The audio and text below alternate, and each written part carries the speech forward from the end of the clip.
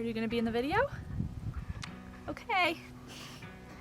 Sure, we can both fit, why not? Welcome back to the channel, everybody. This week is going to be all about solar. If you are a long-time viewer, you know that I built out this van and I did all of the solar myself. When I uploaded my solar installation video, there were a lot of questions as well as some confusion, which I do not blame you because I was confused for like 85% of that video. Now that I have a very strong understanding of my own current system and how it's working for us, I have a lot to report on it. So I'm here to create the video that I wish I had before I put my solar together. Before I get any deeper into this, I want to give a huge thank you to Jackery, which is the sponsor for today's video. And that really couldn't be any more perfect because I am going to be talking about my Jackery a lot. It's really dirty right now, but this is our life, so I'm not gonna clean it for you.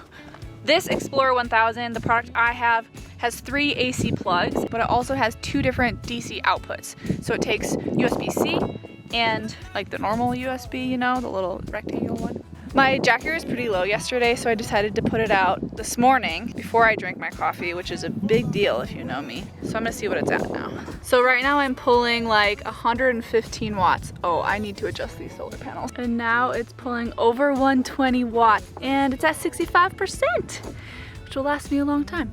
This Jackery is so convenient because it can be charged multiple different ways. I like to plug it in when I'm driving my car. I obviously like to use the solar panels. I can also connect it directly to an outlet, so if I am visiting somebody or sitting in a coffee shop, I can plug it right into an outlet and it can charge from that as well. Also, the solar panels fold up and fit really nicely in small areas. I know that Jackery has some smaller portable setups as well, so I will link all of the information below in the description. Go ahead and check it out. Also, check this out. She's just soaking up the sun too. Now that you understand what my little portable system looks like, I'm going to talk about the installed system on/in my van. And then we'll talk about how they work together. As I talk through this, I'm also going to sketch a visual for those of you that learn better that way. The very first thing that I want to say is yes, this is really confusing. There's going to be a lot of words that you may not understand, but I promise that you are capable of learning all of this just like I did. I purchased the 200 watt solar premium kit from Renogy. This came with 2 100 watt monocrystalline solar panels. Monocrystalline is just a very efficient type of solar panel. It also comes with the Rover 20 amp MPPT charge controller. Also confusing language, MPPT just stands for maximum power point tracking. Do I actually know what that means? I do not. But from what I gather, it just means that it has a high charging efficiency. This premium kit also comes with a Bluetooth module, which I love because my system is very small, and we'll talk about this later, but because my system is small, I do have to monitor it often, especially if it's not very sunny out. So having that available on my phone through Bluetooth is really nice. In that kit, it also comes with the fuses that you need. So there is a fuse that will go near the solar panels that it comes with. This is to be put in between your positive cable that will run down to your charge controller and the other positive that comes off of your solar panel. And then a fuse that will be between the battery and the charge controller. It comes with both of those fuses, which is really nice because I didn't understand how to calculate what fuse you need for what thing, so it just provided that for me. And lastly, it comes with the things you need to install it. But here is something you need to know. While yes, it comes with the Z brackets for your solar panels, as well as the hardware to screw it in, I purchased 3M tape just as an extra adhesive on those Z brackets. And once again, I will link all of this below and try to map it out in a really straightforward way. The second thing you need to know is that this premium kit does not come with what I like to call a little cable house, which I think is so stupid. If anybody from Renogy ever watches this, can you please add one of those to your premium kit? Really quick, the piece that I'm talking about, I will show a little clip in here, but you will need to drill a large hole through your roof to fit your cables into, but it's really important to have a nice sealed protective covering over those cables so that nothing leaks into your van and so that whole thing is protected. And that little plastic piece does not come with this specific kit. What I love about the premium kit is that it is like a plug and play. you really can't mess up the connections because they have it in a way that the wrong connections won't fit with each other. There are a few more things that you will need to purchase outside of this kit to complete your solar setup. One of those will be a battery or multiple batteries, and if you want an inverter, that will also be another thing that you will need to purchase. In my specific setup, I have a single 100 amp hour deep cycle hybrid gel battery. A lot of words in that. Basically, it's just like a cheap but quality battery. The reason I went with battery was solely because of price. I didn't have the money to pay for a lithium-ion battery, and I still don't. So if I do decide to add a battery to my setup, it will still be that same gel battery. And the second thing that I purchased is a 1000 watt pure sine wave inverter. Also fancy words, but according to a few different resources, basically making sure that it's a pure sine wave inverter is important because it's just a higher quality inverter. It's quieter, it's cleaner, it's more reliable. I also added a fuse block and bus bars into my system. This was one of the most confusing parts. I mean, honestly, all of this was like incredibly confusing and took me weeks to figure out. Anyway, in just about a minute here, you will see the visual of how everything is put together, but I do want to explain one thing first, and that is the role of the fuse block versus the role of the inverter. The role of the fuse block is to power all of your DC appliances, where the role of your inverter is to power all of your AC appliances. Your DC appliances are going to be anything with just 2 wires. So for me, that is my fridge, my lights, my heater, and my fans. Your AC appliances is anything that you would plug into like your house outlets, your computer charger, your pronged things, household appliances. And as far as the bus bars go, that is just a nice way to kind of consolidate your cables down there and limit the number of cables that are going directly to your battery. As mentioned, I have 2 100 watt solar panels. The connections are easily made because of how Renogy creates their kits. And of course, I purchased the little cable house to run my wires through. The rest of my solar is located inside of my van near the back left wheel well. This represents my Rover charge controller and the little Bluetooth module that is very easily connected to it. The positive and negative cables are connected to their designated areas in the bottom of that charge controller. Positive and negative bus bars sit about here in my setup. I almost forgot that inline fuse. My fuse block sits a little bit lower, and this is where all of the wires for my DC appliances come in. Each DC appliance has a positive and a negative wire. You just need to make sure to include the specific fuses for each of these positive inlets. Obviously, the charge controller and the fuse block needs to be connected to power, which is my battery. I connected each of the negative cables to the negative bus bar and each of the positive cables to the positive bus bar. And I placed the ANL fuse in between my positive bus bar and the positive terminal of my battery. And lastly, I have my 1000 watt inverter. This is very easy to connect. The cables just run directly to the battery. Something really important to note is that this simply is a diagram of how everything is connected.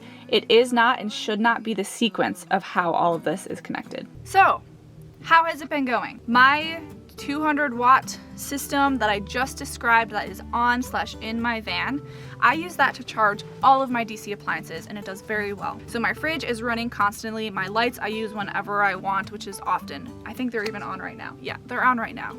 I'm gonna turn them off. It also charges my fans when I use them, which is not very often. And lastly, my heater. A really important thing to note is that I spend a lot of time in the desert, which means I have sun available basically all day. When I had been spending some time in Tennessee and Wisconsin, it was a completely different ballgame. I had to monitor my Bluetooth app daily, and there were nights that I did not have enough energy to turn on my heater, which kind of sucked, but also I knew I had a small system and I was kind of prepared for that anyway. Not prepared in the way that like I had a backup to run my heater. I was just prepared in the way of knowing that I was gonna suffer occasionally. That kind of brings me back to my Jackery. Because I use my installed setup for all of my DC appliances, I rely on my Jackery for all of my AC things. So I use my Jackery for charging my phone, charging my laptop, my camera batteries, my Kindle, my portable speaker. I use it to grind my coffee beans in the morning. And because that is a lithium-ion battery and a 1000 watt inverter, like all in one, I can drain that battery to really low without harming it. And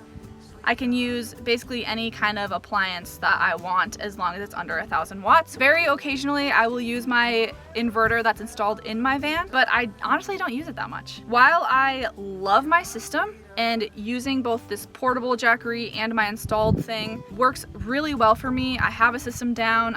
Right now I'm not going to change anything. I do want to talk about the cons because I know that that is the most important thing to you. And then I'm going to go through and answer some of the most common questions that I've received. Okay, cons. I do have to monitor it a lot. This isn't just like a thinkless thing where I can just use as much energy as I want to, especially at night or in areas that isn't the desert.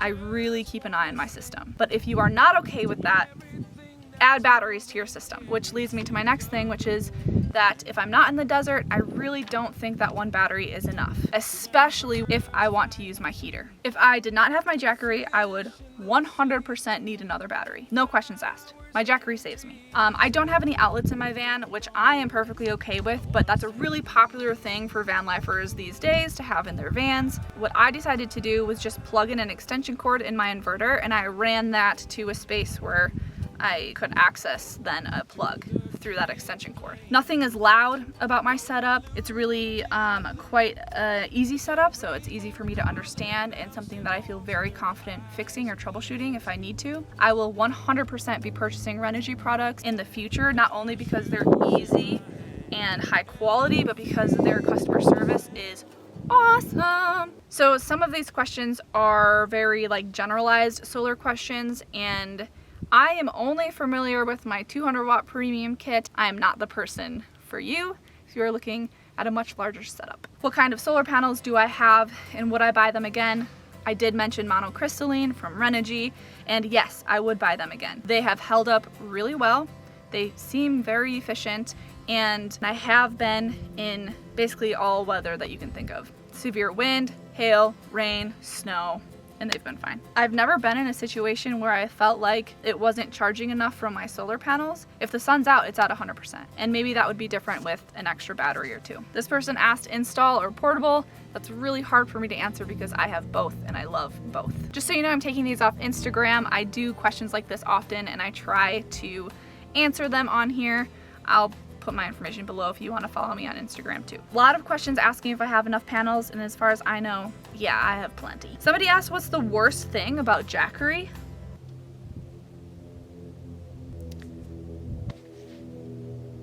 I'm trying to think of something. I honestly have no idea. I can't think of one thing I'd want different. I freaking love it. I was not paid to say that. How hard is it to install? I think it is very easy to install. I think you just have to make sure that you take your time to really understand what you're doing. Cost! How could I have forgotten this? All right, let's run through cost. I'm gonna tally everything and I'll be right back. I'm going to finish up in here because it is getting very warm out there. The 200 watt premium kit is $460. The battery that I chose is $250. The inverter is currently on sale. So right now it's $170. When I bought it, it was around $190. The little cable house that doesn't come with the kit is $15. The bus bars are about $40. Fuse block about $25. So that comes out to $960. Now, if you think about the tools you might need for stripping wire and placing terminals on, plus the terminals, plus a battery cable to connect the battery to the bus bars, you're looking at like probably just over $1,000. From what I know, if you're looking at buying a kit or things that are kind of more plug and play that you don't have to create solely by yourself, this is kind of on the cheaper end of a solar setup. If you went with lithium ion batteries, those are closer to like $800 to $1,000 a pop. Maybe I'll double check that so I'm not spreading false information. Yeah, if you were to kind of upgrade to lithium ion batteries, a single 12 volt, 100 amp hour lithium ion battery is $950. That's just for the battery. If you have that money, it's a really solid investment. The lithium ion batteries last a lot longer and you don't have to be as careful when, you know, using the energy and draining it past like 50%. So we just covered cost. As far as where I bought all of my stuff, I used Renogy for their specific products, and then everything else I purchased from Amazon. What appliances can I use with the setup that I have? When you think about what appliances you can use, the most important thing is the watts. So I have a 1,000 watt inverter, and with that I can use anything that pulls up to 1,000 watts. And I don't have many appliances. I know things like blenders and frothers and other things like that are a big part of people's lives, but I've just gotten rid of any extra appliances. But really this is kind of my only one. 1000 watt inverter means that you can pull up to 1000 watts. So most appliances have this on them somewhere. So this pulls 200 watts. So that's just some extra information that maybe you didn't know before. How do you calculate how much solar you actually need? I have absolutely no idea, but I'm sure you can find it somewhere on YouTube. Do I stress about not having enough? Only when I'm in cloudy-ish areas or when I want to use my heater. Would it have been better in hindsight to mount your panels on a tilt? I don't think so.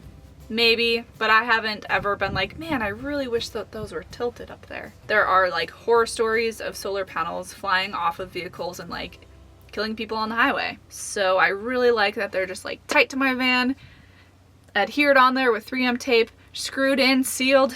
They're not going anywhere. This person said that they are just planning on doing weekend trips, and is it worth a solar setup if you're just doing short trips? I would suggest going with a small portable system. My brother, he has a system very similar to mine, but super pared down. So I think he has like a 300 watt little chargeable battery. So think about my Jackery battery, just like shrunken, and one solar panel that folds up to really small size. And that is perfect for him. So that's what I would do if I was only doing this, you know, on weekends or whatever for shorter trips. I'm sure that would be a lot cheaper that way too. I really hope that this information helped answer some of your questions. I am by all means not an expert at this. I am confident with my own setup, but anything beyond this, I am probably not the person you should ask.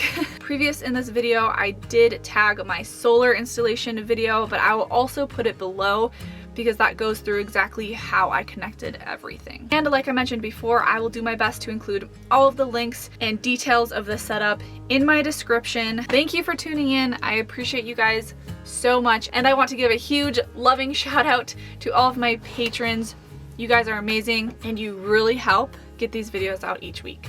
I wish I could just hug you through the screen. If you are interested in supporting Akela and I will drop our Patreon link below. No pressure, but it will be there if you want it. If this video helped, please give it a like, subscribe if you are not already subscribed, and Akela and I will see you next week.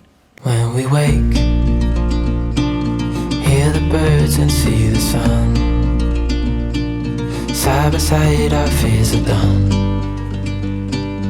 Oh, the good times just begun.